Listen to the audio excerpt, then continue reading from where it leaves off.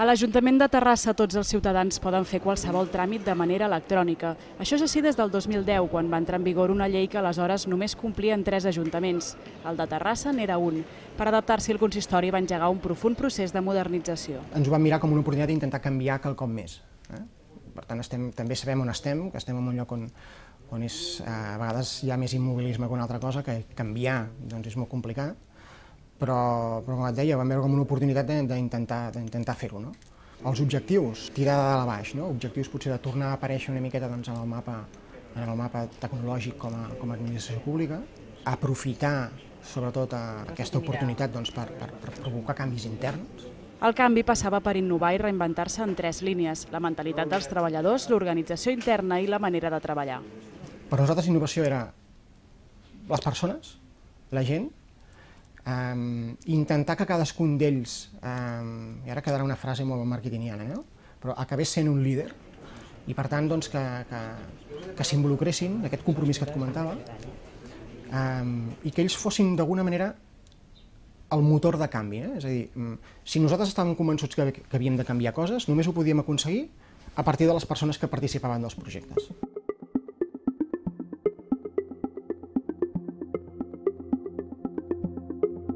L'Ester fa 6 anys que treballa a l'Ajuntament. Abans era analista, ara lidera un projecte important i de repercussió internacional. Todos los integrantes del departamento más o menos sí que teníamos esa inquietud o esa necesidad consideramos que podíamos aportar más y el hecho de que ahora se nos abra esta puerta para poder desarrollar nosotros pues con las herramientas de que disponemos, todo lo que son los nuevos proyectos y tal, nos está dando, digamos, bastante camino, bastante amplitud para poder desarrollar esto. L'Ester gestiona i coordina un software que permet visualitzar amb un cop d'ull totes les dades dels tributs que ingressa l'Ajuntament de ciutadans i empreses. Recopila informació i en veu l'evolució. Una eina molt útil per qualsevol administració pública. Para lo que sirve, digamos, hasta ahora, las áreas tenían una serie de listados pues que tenían que ir cruzando, entonces lo que consiguen con esto es tener toda esa información cruzada ya previamente sin tener ellos pues que andar pidiendo a los departamentos técnicos que les construyan esta información, que los departamentos técnicos tengan que ir por todas las áreas viendo a ver cómo extraen esta información para conseguir al final cruzar todos estos datos. Y esto es lo que nos aporta esta herramienta. L'eficàcia del sistema ha captat l'atenció del gegant informàtic més important del món. Microsoft els ha premiat internacionalment com la millor eina en la presa de decisions per fer front als canvis. Bismart és l'empresa que ha desenvolupat aquest sistema informàtic. Ho han fet conjuntament amb l'equip de l'Ester i valoren molt positivament la nova manera de fer del consistori. Sí, el que hem detectat des de la nostra percepció és una orientació de resultats molt clara i això ho hem vist amb l'actitud de les persones. El fet d'haver delegat en persones clau l'autoritat de prendre decisions en el projecte i no delegar la responsabilitat. Això sempre els caps han estat al darrere d'una forma molt clara, però delegant aquesta autoritat als responsables del projecte ha fet que estiguessin molt motivats i que sortís al final un èxit al projecte. Precisament en això es basa la innovació pel que fa a l'organització dins l'Ajuntament. A Terrassa s'ha posat en marxa una manera de treballar que trenca les estructures habituals d'organització laboral. Intentem treballar per projectes, perquè tothom aporti el seu coneixement de manera clara i liderant els projectes. Per tant, que el coneixes de pe a pa, des que el contextualitzes, des que el defineixes, fins que em vas a fer una presentació perquè ha sortit bé el projecte i hi ha gent que el vol conèixer. No hi he d'anar jo, perquè jo soc el director i m'emporto jo les flors. No, les flors te les emportaràs tu, que és el que has lluitat al projecte. Tot aquest flux, això organitzativament s'ha de treballar molt, no? Perquè sobretot quan estàs en organitzacions que són molt estanques, molt jeràrquiques, no? Llavors, nosaltres internament aquestes jerarquies les intentem trencar una miqueta, no? La tercera línia de treball és la innovació en els processos. Per això s'ha creat una àrea nova que analitza la manera de treballar per millorar-la.